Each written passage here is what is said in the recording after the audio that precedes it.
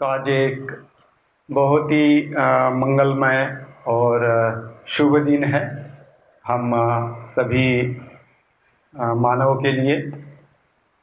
तो ऐसे मंगलमय और शुभ दिन हम यहाँ सब इकट्ठा हुए हैं कुछ सुनने के लिए और अपने तरीके से इस बुद्ध जयंती को मनाने के लिए कि जो भी बुद्ध ने किया और बुद्ध जयंती है तो सिद्धार्थ ने किया और बुद्ध बने। तो वो जो बात है और उस बुद्ध का हम पुण्यानुमोदन करते हैं। एक प्रकार से सिद्धार्थ का बुद्ध होने का ये उत्सव मनाते हैं। तो उस उत्सव में आप सभी यहाँ आज के दिन शरीक हुए हैं, तो आप सभी का बहुत बहुत अभिनंदन करता हूँ। सभी को जय भीम, नमो बुद्धाय। और जैसा कि मैंने अभी संक्षिप्त में जानकारी कहा कि आज का दिन ये सभी मानव जाति के लिए, वो किसी भी प्रदेश में हो, कहीं का भी हो, हर कोई इंसान अपने जीवन में अब सुख की हर एक की अलग अलग कल्पनाएं हो सकती हैं। एक जैसी सुख की कल्पना नहीं होगी, लेकिन जो भी किसी भी तरह से कोई भी कल्पना हो, तो इंसान जब से समझदार होता है, उसमें समझ आती है, तब से मृत्यु के क्षण तक वो एक ही चीज़ चाहता है कि मैं सुखपूर्वक जीऊँ, मुझे सुख प्राप्त हो। और वो सुख प्राप्त नहीं होता, इसलिए सुख प्राप्ति के लिए प्रयासरत रहता है। जिंदगी के अंतिम क्षण तक वो सुख प्राप्ति के प्रयास में बना रहता है, भले ही उसका सुख उसको मिले या न मिले। लेकिन सुख क्या चीज़ है और सुख कहाँ मिलता है, यह बताने वाला इस संसार में पहला व्यक्ति हुआ है जो सिद्धार्थ बुद्ध बना और उसने कहा कि मैं अभी परम सुखी हो गया हूँ। और जो सर्वोत्तम सुख है, उस सुख का मैं अनुभव ले रहा हूँ। तो यह जो सुख प्राप्त किया उन्होंने, या ये जो सुख की अनुभूति प्राप्त की है, वह सुख कहाँ से मिला? अब हम जब देखते हैं या जानते हैं, तो वो तो पीपल के वृक्ष के नीचे, जिसको हम आज बोधि वृक्ष कहते हैं, उसकी पूजा करते हैं, उस वृक्ष के नीचे बैठे थे। कई महीनों तक उन्होंने तपश्चर्या की। तपश्चर्या छोड़ने के बाद उन्होंने ध्यान साधना की।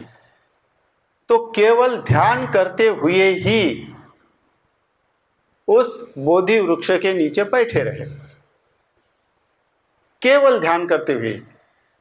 और ध्यान के उपरांत जो भी उनकी मन की एकाग्रता रही, जो भी बात रही, जो हम पढ़ते हैं, तो उस मन के एकाग्रता से उन्होंने जो कुछ भी प्राप्त किया, तो अंत में उन्होंने इसी दिन घोषणा की कि मुझे जो प्राप्त करना था वो मैंने प्राप्त कर लिया है और अभी मुझे सुख मिल गया है। और इससे बढ़िया सुख अभी दूसरा नहीं है।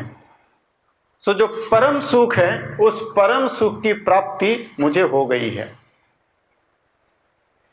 अब जिसके पास कुछ भी नहीं है, बदन पर कपड़ा, हाथ में कटोरा, और वो कहता है कि संसार में परम सुखी आदमी मैं हूं, बड़े आश्चर्य की बात है। इतने आश्चर्य की बात और इतना विरोधाभासी वक्तव्य हमें कहीं नहीं मिलता। हम संसार में कोई भी समझदार जिस दिन के उसको समझ आती है, वो सारा समझदार व्यक्ति, पूरा संसार ही उसके पीछे दौड़ रहा है कि मुझे सुख मिले। और सुख मिले कि हर एक की अपनी अपनी कोशिश है। उस कोशिश में हर कोई दौड़ लगा रहा है। उस दौड़ में कोई भी वो कसर बाकी नहीं छोड़ रहा है। उसमें जितनी भी शक्ति है, वो मानसिक शक्ति हो, भावनिक शक्ति हो, शारीरिक शक्ति हो, जो कुछ भी शक्ति है पूरी शक्ति लगाकर वो दौड़ रहा है सुख प्राप्त के लिए। ये आज का भी माहौल वही है, जो बुद्ध के वक्त का होगा, जो उन्होंने प्राप्त किया। लेकिन उन्होंने क्या कहा? मैं परम सुखी हूं, इस बोधि वृक्ष के नीचे बैठकर मैंने परम सुख प्राप्त किया है। तो ये परम सुख जो है वह उन्होंने जो आगे बताया बाहर नहीं है। सारा संसार सुख बाहर ढूंढता है, इसलिए बाहर जहां ढूंढता है वो ढूंढने के लिए दौड़ लगा रहा है। सुख बाहर नहीं है, सुख शरीर के अंदर है, और शरीर के अंदर में ना पाँव के वो नाखून में है, ना वो सर के बाल में है, ना उसके खून में है। जो कुछ भी उसके शरीर में मन नाम की कोई तो भी चीज नहीं है, लेकिन मन कुछ है। जो कुछ भी उसके शरीर में मन नाम की कोई शक्ति है, उस शक्ति में सुख छिपा हुआ है। और वह शक्ति का छिपा हुआ सुख यदि तुम ढूंढ सकते हो तो तुम परम सुखी हो सकते हो। तो वह जो छिपा हुआ सुख है वह ढूंढने के लिए बाहर नहीं जाना है। बाहर के किसी भी चीज में आपको प्राप्त नहीं होगा। ये बुद्ध की शिक्षा है आज के दिन की। संसार में जो कुछ भी है वो नहीं है, वो सुख नहीं है। जो है वो आपके शरीर में जो मन नाम की कोई बात है, उस मन में छिपा हुआ सुख है। और उसको ढूंढने के लिए बाहर जाने की जरूरत नहीं है, आपके अंदर ढूंढने की जरूरत है। तो आप शांति से बैठिए, आंखें बंद कीजिए, अपने आप को ढूंढिए, अपने मन को ढूंढिए, और आपके मन में कहाँ सुख छिपा हुआ है वो देखिए। सो अंतिमतः बुद्ध ने जो बताया है कि सुख मन में है और मन के एकाग्रता में सुख है। यह मन की एकाग्रता का सुख जो है वह सुख ध्यान अवस्था से प्राप्त होता है। बुद्ध धम्म में जो ध्यान अवस्था है वो पहला रूप ध्यान, दूसरा रूप ध्यान, तीसरा रूप ध्यान और चौथा रूप ध्यान, ऐसे 4 रूप ध्यान बताए हैं। इन 4 रूप ध्यान में से जब आप तीसरे तहत जाते हैं, जहां एकाग्रता और सुख होता है, सुख और एकाग्रता होती है, तो वहां आपको तीसरे रूप ध्यान में सुख मिलता है। सुख की अनुभूति आती है, और वह सुख की अनुभूति आपके मन के एकाग्रता से आती है। सो पहले रूप ध्यान में आपको सुख नहीं है, दूसरे रूप ध्यान में भी आपको सुख नहीं है, तीसरे रूप ध्यान में केवल आप सुख है। और यह सुख आपके मन में छिपा हुआ है, जो आप केवल ध्यान प्राप्त करके ही उसको प्राप्त कर सकते हैं।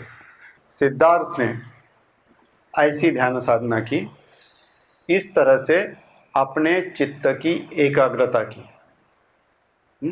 इन 4 रूप ध्यानों के अवस्था से उन्होंने अपनी चित्त की एकाग्रता की, और इस चित्त की एकाग्रता से उनको जो अनुभूति हुई, जो सुख की अनुभूति हुई, वह उन्होंने बताया कि इंसान का जो सुख है उसके मन के अंदर है, उसके मन के एकाग्रता में है। और जब तक आप अपने मन की एकाग्रता नहीं कर पाएंगे, आपको सुख कभी भी हासिल नहीं होगा। बाहर कुछ भी ढूंढ लो, कुछ भी प्राप्त करने की कोशिश करो, सुख नहीं है। क्षण भर के लिए आपको लगेगा कि हाँ मिल गया। देखो कितने लोग क्या क्या करते हैं, नगर सेवक से पंतप्रधान बन जाते हैं, सुख नहीं प्राप्त होता। भिखारी से अब्जाधीश होता है, सुख प्राप्त नहीं होता। कुछ भी कर लो, कितनी भी संपत्ति मिला लो, कितनी भी सत्ता हासिल कर लो, कुछ भी कर लो, उसमें सुख नहीं है, और आप करते हैं सुख प्राप्ति के लिए। कबीर ने जो कहा बाबा साहब के पिक्चर में, और आपने गाना सुना, कबीर कहें जग अंधा है, और अंधे के कंधे पर हाथ रखकर मैं भी अंधा चल रहा हूं। जो अंधा सामने का है उसके कंधे पर मेरा हाथ है, मैं भी नहीं देखता, वो भी नहीं देखता। उसी तरह से संसार उसी तरह से दौड़ रहा है। मेरा बाप भी अंधा था, उसने कहा कि ऐसा कर सुख मिलेगा, मैं भी वही कहा, मैं भी अपने बेटे को वही पढ़ाया, मेरा बेटा भी उसके बेटे को वही पढ़ाएगा। यही संसार चल रहा है। बुद्ध के शिक्षा से हम बहुत दूर हैं, हमने पट्टी बांध कर रखी है। भले ही हम बौद्ध हैं, भले ही हम बौद्ध धर्म की शिक्षा को जानते हैं, लेकिन बौद्ध धर्म के शिक्षा से और इस बात से हम बहुत दूर हैं। सुख के लिए लालायित हैं, लेकिन दूसरा ही करते हैं। इसलिए बौद्धों को जिस किसी को भी सुख चाहिए, उसका सबसे प्रथम पहला कर्तव्य है कि वह आसन मांडी ठोककर या जैसा भी वो सीधा बैठे, आंखें बंद करे, मन को एकाग्र करने की कोशिश करे। तो यह है बुद्ध की मूलभूत शिक्षा। तितली जैसा मन भटकते रहता है, तितली जैसी एक फूल पर या एक जगह पर स्थिर नहीं रहती, वो एक सरीखी उड़ती रहती है, यहां से वहां, वहां से वहां, वहां से वहां, वहां से वहां। उस तरह से हमारा मन क्षण क्षण उड़ते रहता है, जिसको हम विचलितता कहते हैं, चंचलता कहते हैं। और यह चंचलता और विचलितता हमारे जो पंचेंद्रिय है, इस पंचेंद्रिय के कारण होती है। हर एक का पंचेंद्रिय अलग अलग बातों में रत रहता है। किसी को खाने की, अभी 1:30 बजने को, मतलब अभी 1 बजेगा, 1:30 बजेगा, कब छुट्टी होगी, कब खाना मिलेगा, क्या खिलाएंगे आज तो बुद्ध पूर्णिमा है, क्या खीर मिलेगी क्या, वगैरह वगैरह, जो कुछ भी मन में आया, तो मन खाने में दौड़ रहा है, स्वाद है। अभी अभी हमने एक अच्छा सा गाना सुना, उस गाने को सुनकर आपको भी कुछ लगता होगा कि आपको भी कोई गाना याद आता होगा। उस गाने कभी सुना होगा तो उस सिचुएशन याद आएगा, उस सिचुएशन से उस गायक का याद आएगा, और कुछ बातें याद आ गई, तो आपका मन गाने में भटक रहा है, आवाज कान का। तो हमारे जो पंचेंद्रिय है, इन पंचेंद्रियों के तहत हमारा मन काफी भटकता है। फिर किसी का गुस्सा आता है, किसी भी कारण गुस्सा आता है। गुस्सा आने का कोई कारण नहीं होता, ढूंढने को नहीं जाना पड़ता कहीं, किसी भी कारण होता है। और जो मेरे को अच्छा नहीं लगता, ऐसी कोई भी घटना घटी कि मुझे गुस्सा आ गया, मैं जो चाहूं वो नहीं होता है, तो गुस्सा आता है। तो फिर बैठे बैठे यहाँ वो भी बात आ सकती है, उसने ऐसा किया, उसने वैसा किया, उसको ऐसा सबक सिखाना है, उसको वैसा बात करना है, उसको वैसा, उसके साथ वार्तालाप करना है। तो द्वेष मूलक विचार मन में चालू रहेंगे। फिर कोई चिंता की बात आ जाएगी। तो इस तरह से बुद्ध ने कैटेगरी की है, मैंने नहीं किया, लेकिन जब वो बुद्ध की कैटेगरी सुना, अनुभव किया, तो मैंने बोला ये तो मेरे अंदर ही है। बुद्ध ने बाहर की कहाँ बात बताई, बुद्ध तो मेरे मन की ही बात बता रहा, ये तो सब मेरे अंदर है। तो इस तरह से हम देखते हैं कि हर इंसान का मन इसी तरह से है। तो हम इस 5 बातों में उलझ जाते हैं। पहला काम छंद का मतलब पंचेंद्रिय के 5 विषय और उसमें रत होना। दूसरा द्वेष भावना, तीसरी चिंताएं सताती है, चौथा नींद आता है, और पांचवा बाबा साहब ने बेकार का बुद्धिज्म दिया, इसमें कोई मतलब ही नहीं है। इस तरह से ढेर सारी शंका है। और ध्यान करके क्या होता है, आंखें बंद करके क्या होता है, इससे क्या फायदा है, ये तो बेकार की बात है, समय की बर्बादी है। इस तरह से हमारा ही मन हमें बताते रहता है और ध्यान करने से वो चढ़ जाता है। तो इन 5 बातों में हर कोई इंसान अटका हुआ है, और यह सर्वसामान्य जन अटके हुए होने से एकाग्रता ही नहीं है तो सुख कहां से आएगी, ये बात होती है। सो बुद्ध ने एकाग्रता की बात की कि जब आप तीसरे रूप ध्यान में जाओगे तो सारे 5 न्यूरॉन पहले खत्म होने के बाद पहला रूप ध्यान होता है, वो सीढ़ी चढ़ने के बाद और भी दूसरी सीढ़ी आई तो आप दूसरा रूप ध्यान होता है। वहां केवल आपको खुशी मिलती है, आनंद महसूस होता है। प्रीति सुख समाधि ऐसी बातें हैं, प्रीति सुख एकाग्रता, तो वहां आनंद आता है, मन आनंदित होता है, लेकिन सुख नहीं होता है। आनंद और सुख में फर्क है। और जब तीसरे ध्यान में जाते हैं तब सुख और एकाग्रता ही रहती है। सो बुद्ध ने ये अनुभव किया और ये ढूंढ के निकाला, ये सिद्धार्थ का अनुभव है, इसलिए वो बुद्ध बना है। ये तो बात हो गई, तो क्या हमें वैसा ही करना है? बुद्ध ने ये बात नहीं बताई, ये पहली। बुद्ध ने ये नहीं कहा कि आपको भी मेरे जैसा घर छोड़ देना है, मेरे जैसे पीपल के वृक्ष के नीचे बैठना है, वो नहीं है। आपका रूम आपका पीपल का वृक्ष है, आपका कुशन आपका कुशाग्रास है, और आपका मन है, उसको बदलना है, इन 5 न्यूरॉनों के परे जाना है, तो एकाग्रता आएगी। अब ये करने के लिए हमारे पास ना समय है ना बात है, तो हम उलझे हुए हैं अपने ही जंजाल में। और यह जंजाल कौन सा है? तो यह जंजाल हमने ही निर्माण किया हुआ जंजाल है। हमारे लोभ के कारण, हमारे द्वेष के कारण, हमारे अहंकार के कारण, जो भी ये बातें हैं, ये सर्वसामान्य बातें हैं, ये सभी के साथ है।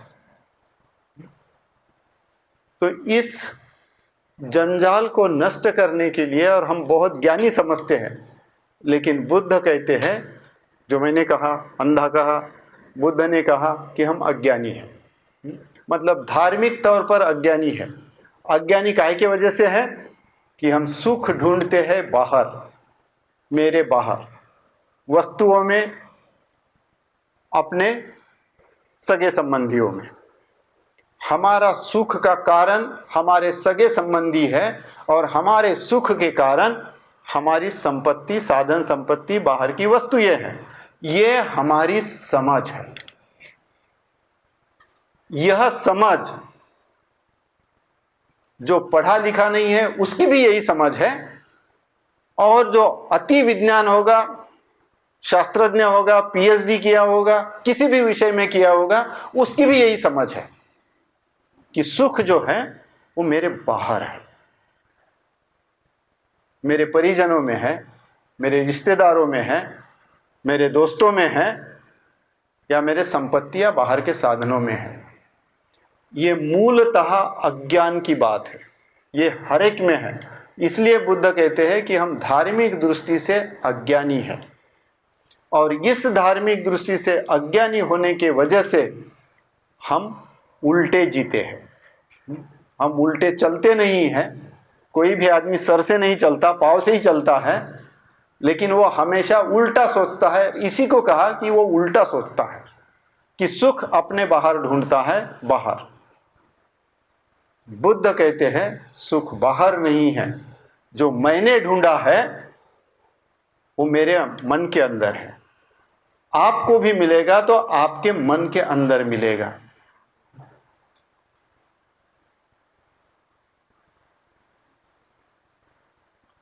तो आपको अपना सुख, हर एक को अपना सुख आपके मन के अंदर ढूंढना है। इसलिए बुद्ध ने ये बात कही, विपर्यास की, ये बात कही उल्टा देखने की, ये बात कही अंधे की, ये बात कही मूर्ख की, कि हम इस चीज को नहीं समझ रहे। सो बुद्ध जयंती का मतलब है कि हमारे ये जो 5 न्यूरॉन है वह जब तक हम दूर नहीं करते और हमारा मन हम एकाग्र नहीं करते तब तक हमें सुख की अनुभूति नहीं आ सकती। और हर कोई तो सुख ही चाहता है। जहां सुख नहीं है वहां कुछ नहीं है। सुख के लिए ही तो सब कुछ कर रहे हैं।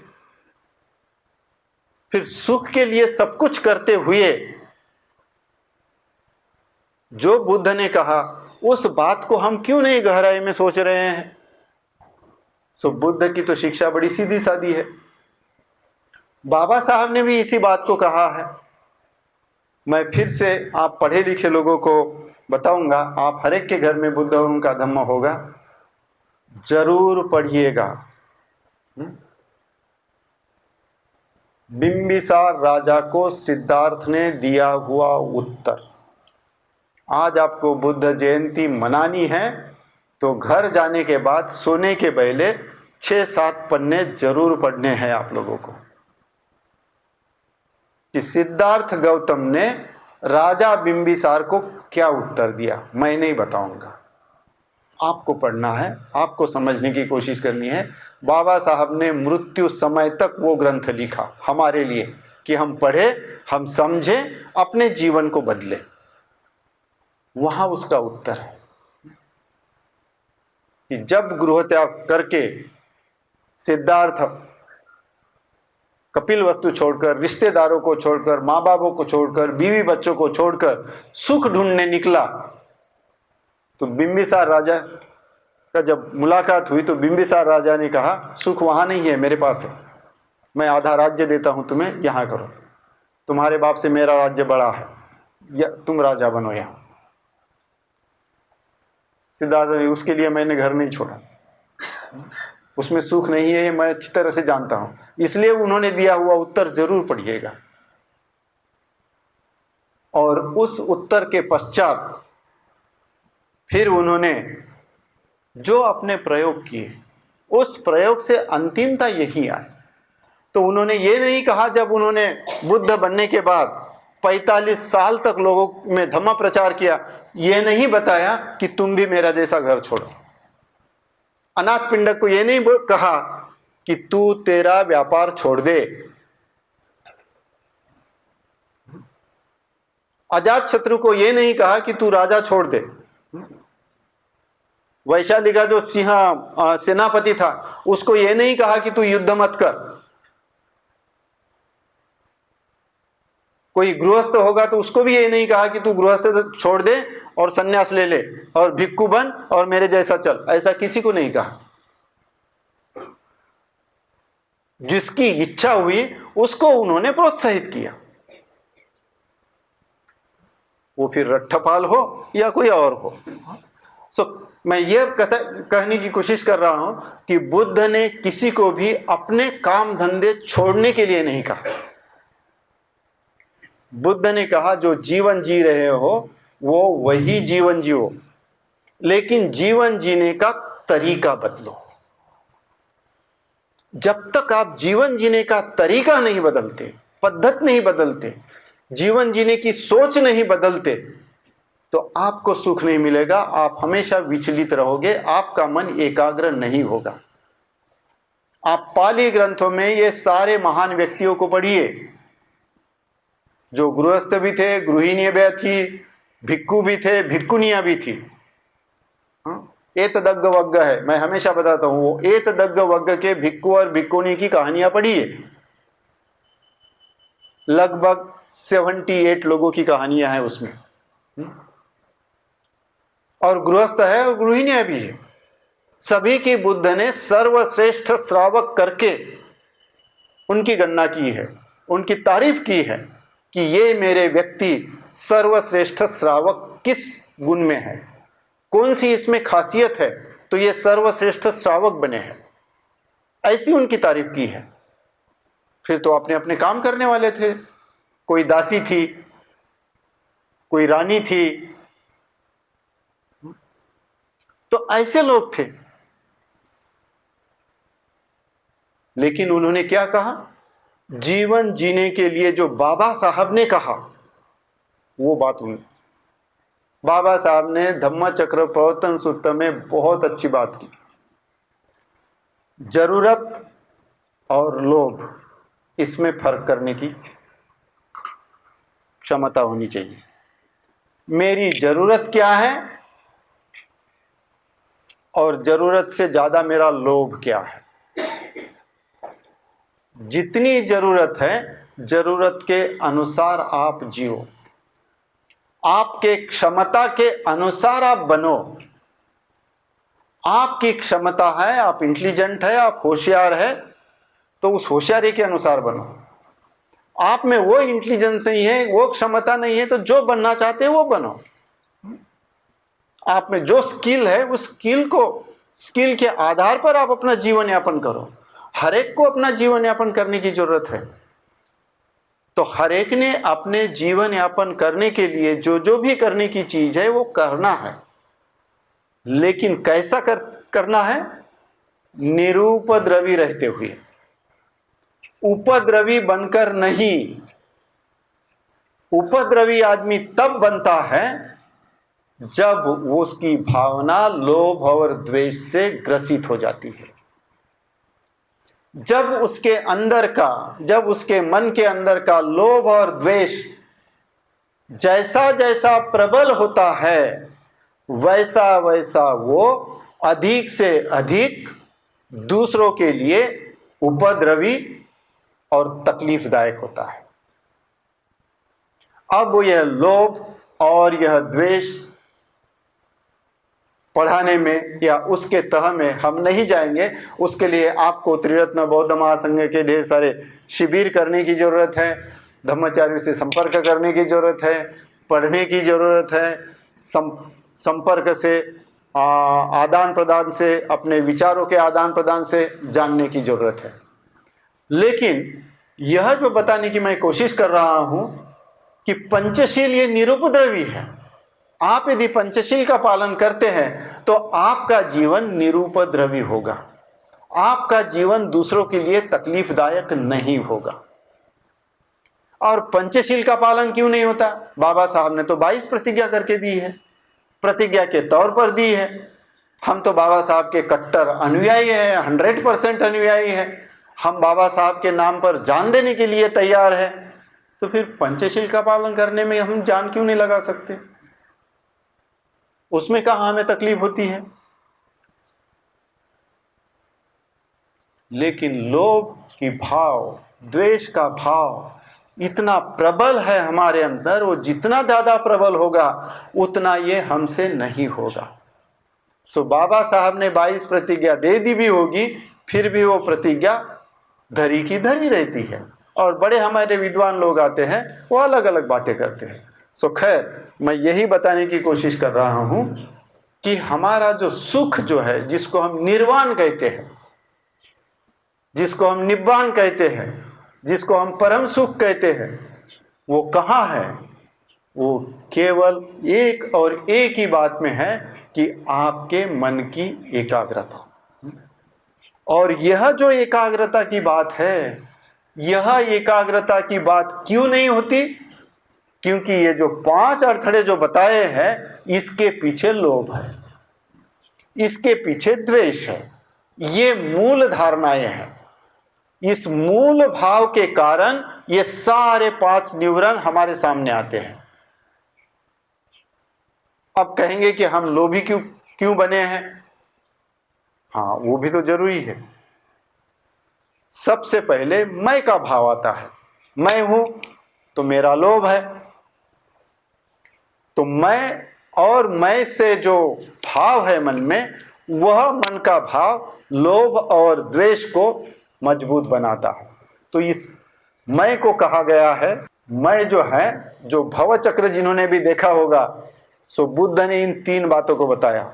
लोभ, मोह और द्वेष, ये 3 जो है एक दूसरे से जुड़े हुए हैं और ये हर एक के अस्तित्व में है। हर एक के मन में है और वो बहुत गहराई में है। उसको बदलने के लिए कोशिश करनी है धीरे धीरे। लेकिन वो कब कोशिश शुरू होगी? सबसे पहले यह समझना होगा कि मेरा सुख बाहर नहीं है, मेरा सुख मेरे मन के अंदर है। और मेरे मन के अंदर का नकारात्मक भाव जैसा कम होगा वैसा ही सुख मिलेगा। तो सुख को छोड़कर यदि हम जीवन जीते हैं तो फिर जीवन आनंददायी होगा। सुख आपको नहीं देना है, आपको केवल जीवन जीना है। सुख बाजू में छोड़ दिया आपने, फिर मजे से जीवन जियो। जहां भी सुख मिलता है वो कोशिश करो, जहां भी आनंद मिलता है वो कोशिश करो, तो आपका जीवन बड़ा आसान हो जाएगा। इसलिए जो अजागरूक है वो सबसे सुखी है और जो जागरूक है वो दुखी है।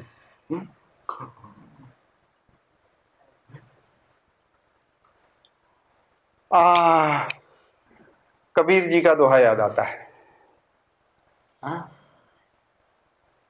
वो कहते हैं, सुखिया सब संसार है, खाए और सोए,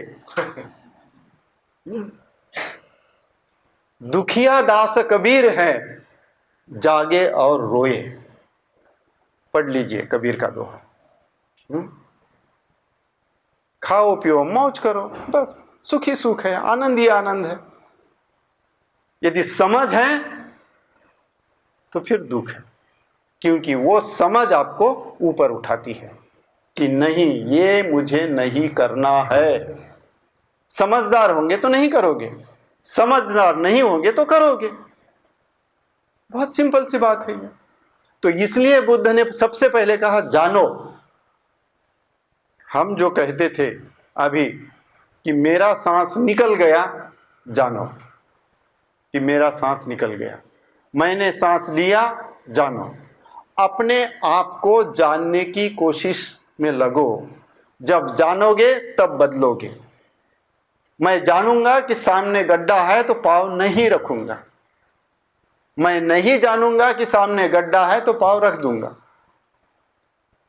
वो ढेर सारे कीड़े आते हैं ना, वो नहीं जानते कि अपने आग पर जाने से, आग या वो प्रकाश जो है उनको बड़ा तेजस्वी लगता है, बड़ा आकर्षक लगता है, लेकिन वो नहीं जानते कि यहां जाने से मर जाएगा।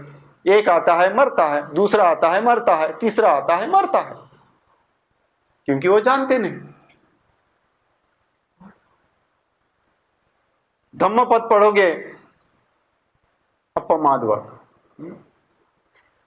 जो अजागरूक है, बुद्ध कहते हैं, मैं नहीं कह रहा हूं, आप पढ़ लीजिए।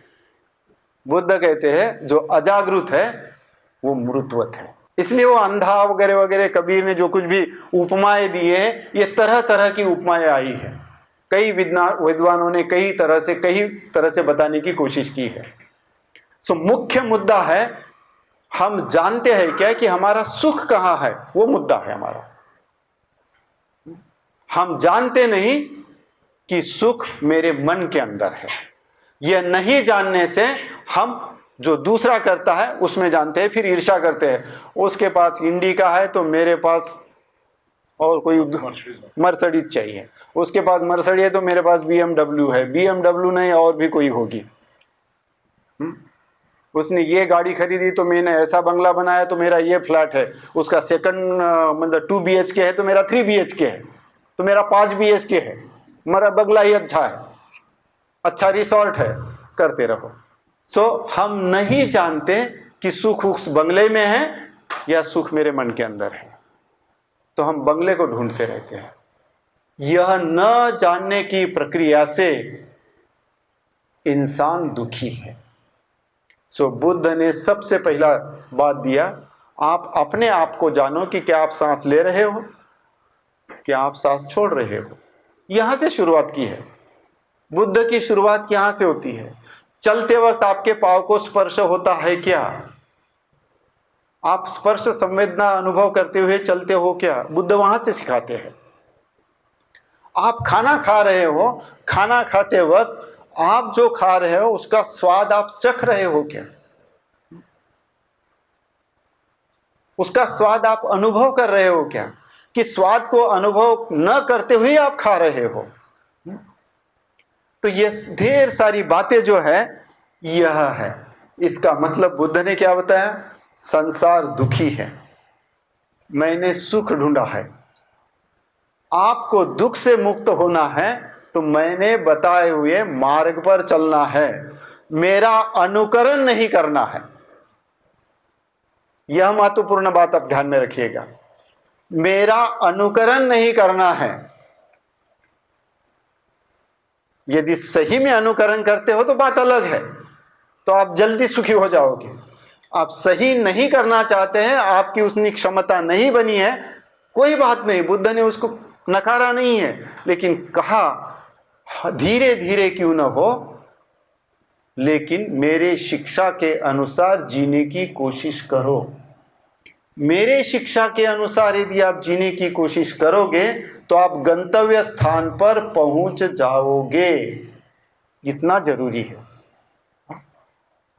तो कोशिश करना और धीरे धीरे कोशिश करना यह जरूरी है कि आपकी कोशिश जारी रहे।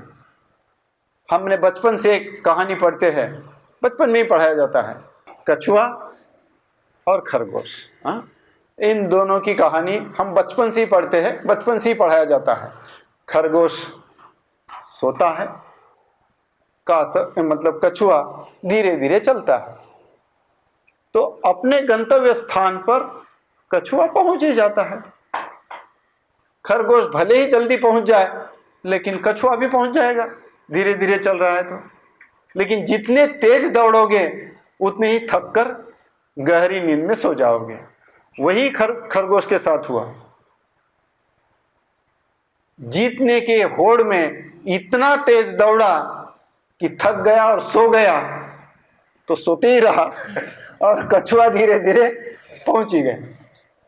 ऐसी हमारी हालत में हो तो हमने कोई भी बात अति नहीं करनी है। हम बुद्ध के शिक्षा को समझे हैं तो उस समझ के अनुसार हर दिन अपने आप को बदलने की कोशिश करो। तो पंचशील से क्यों ना हो, पंचशील से ही शुरुआत करो। ठीक है, बाबा साहब ने 22 प्रतिज्ञा के तौर पर कहा, उतना एक ही दिन हुआ और दूसरे दिन नहीं हुआ, कोई बात नहीं, फिर भी धीरे धीरे करेंगे। ऐसा नहीं, ऐसा करेंगे, लेकिन हम पंचशील से ही शुरुआत करेंगे। पंचशील ये हमारे लोभ के पर और हमारे द्वेष पर काम करने का पहला आधार है। हिंसा नहीं करूंगा, द्वेष से दूर रहूंगा। चोरी नहीं करूंगा, लोभ से दूर रहूंगा। शुरुआत में ही दो बातें हैं। इन दोनों बातों में आदमी उलझा हुआ है।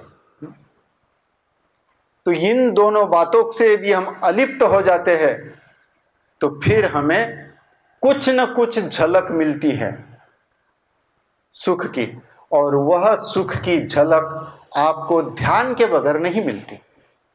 ध्यान में जो एकाग्रता है, जो सांस के अनुभव के, सांस पर आप यदि कुछ सेकंड के लिए, कुछ मिनट के लिए एकाग्र हो गए हो, तो उस एकाग्रता के अनुभव से आप अपना संबंध जोड़े रखे हो तो आपका जीवन बदलने के लिए मदद होगी। आपका जीवन जरूर बदलेगा।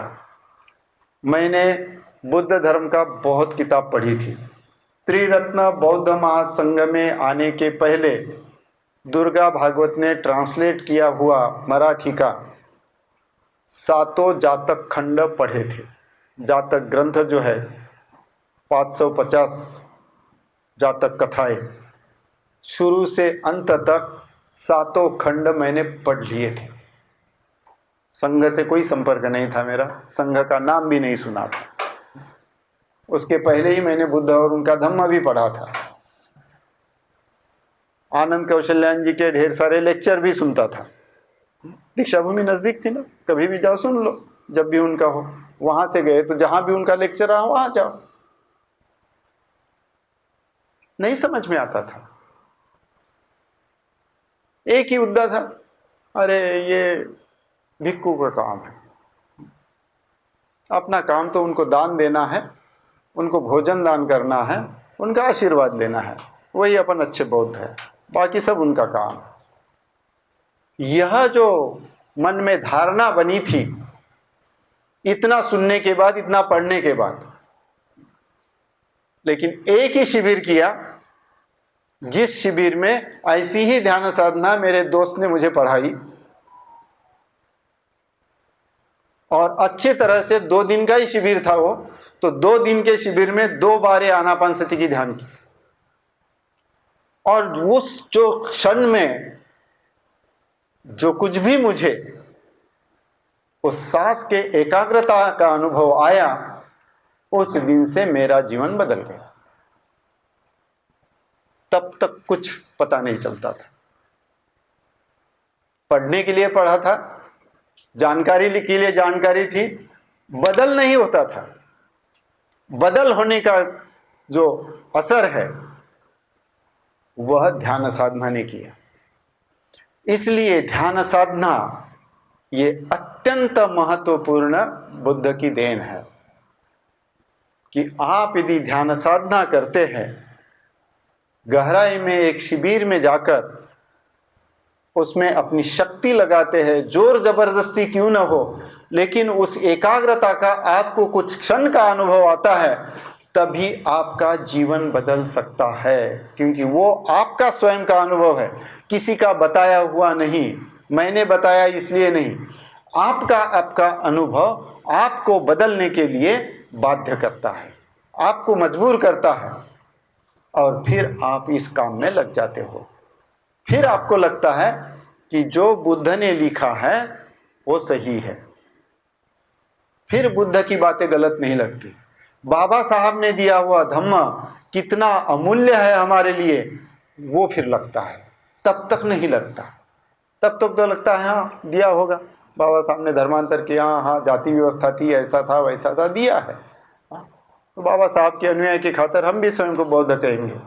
लेकिन बाबा साहब ने बौद्ध धर्म दिया, ये कितनी बहुत बड़ी बात है।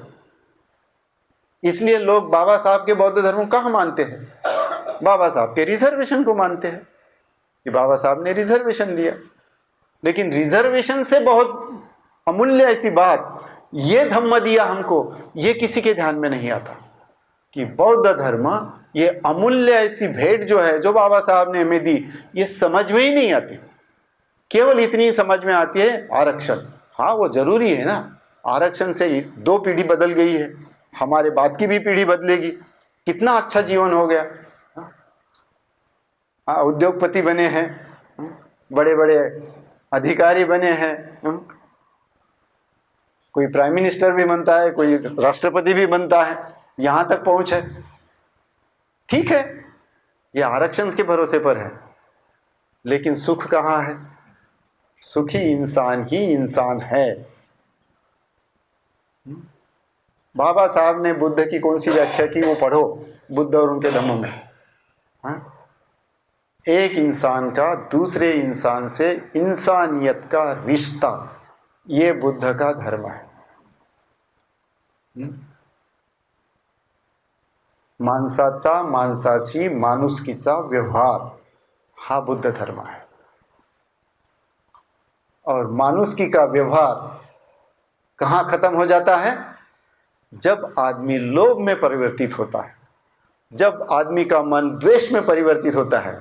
इसलिए तो भाई भाई में झगड़े होते हैं, बहन बहन में झगड़े होते हैं, भाई बहन में झगड़े होते हैं, माँ बेटे में झगड़े होते हैं। काहे के वजह से? परिवार के, सगे परिवार के लोग हैं, साथ में रहते हैं, फिर झगड़े क्यों होते हैं? क्यों एक में कम मुंह नहीं देखना चाहते, क्यों एक दूसरे के साथ मिलकर बैठना नहीं चाहते? ये घर घर की कहानी हो जाती है आजकल। हर जगह अपवाद के तौर पर अलग उदाहरण मिलते हैं, लेकिन हर जगह यही उदाहरण देखने को मिलता है। उसका कारण क्या है?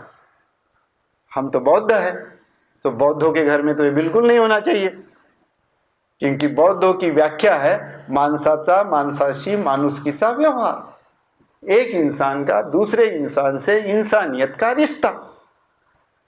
तो फिर झगड़े की कहां बात आ जाती है, द्वेष की कहां बात आ जाती है?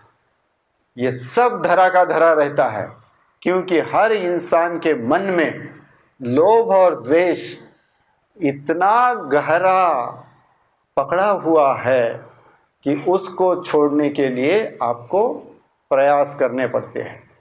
और मेरे अंदर लोभ और द्वेष है, ये जानना भी बड़ी मुश्किल की बात हो जाती है। वो जानने के लिए भी अपने आप को जानने की एक बात हो जाती है। आज का मेरा ये जो प्रवचन था, जो बुद्ध जयंती के उपलक्ष्य में है, कि हम बुद्ध की जयंती करते हैं। सिद्धार्थ का बुद्ध बना, वो भी जयंती है। और बुद्ध 45 साल तक बुद्ध करके जिए और इसी दिन वो हमसे चले गए, ये भी जयंती है। कि 45 साल उन्होंने किस तरह से धम्मदेश ना देते हुए हमारे साथ रहे हैं। सो यह बुद्ध की जयंती एक परिवर्तन की जयंती है। एक सर्वसाधारण इंसान जो हमारे जैसा ही लोभ मोह द्वेष के साथ जीने वाला सिद्धार्थ, लोभ मोह द्वेष से पूरी तरह से मुक्त होकर बुद्ध बना। और पूरी तरह से लोभ मोह द्वेष से बुद्ध होकर, मुक्त होकर 45 साल तक उसने लोगों को मुक्त होने के लिए मदद की। कि क्या तुम मुक्त हो सकते हो? नहीं हुए। जो नहीं हुए वो नहीं हुए, जो हुए उनके बदौलत आज तक बुद्ध धर्म चल रहा है 2600 साल से। यदि नहीं होता, कुछ लोग नहीं बदलते, तो आज हम यहां नहीं होते। तो यह सारी बातों को हमें बहुत अच्छी तरह से समझने की जरूरत है कि बुद्ध बनना, बुद्ध की जयंती मनाना का मतलब है मैं अपने आप को बदलने के लिए कटिबद्ध हूं। मेरे अंदर लोभ है, यह जानता हूं। आने वाले बुद्ध जयंती में उस लोभ का परिमाण जो है वो कम होगा, फिर उसके बाद कम होगा। तो हर साल मेरे अंदर के ये जो नकारात्मक भाव है, लोभ और द्वेष, ये कम होगा। और धीरे धीरे मैं परिवर्तन होते होते अच्छा इंसान बनूंगा, बुद्ध इंसान बनूंगा। बुद्ध हमसे बहुत बहुत दूर है, अभी बहुत दूर है। लेकिन कितनी भी दूर हो, यदि हमने चलने की ठान ली है तो चल सकते हैं।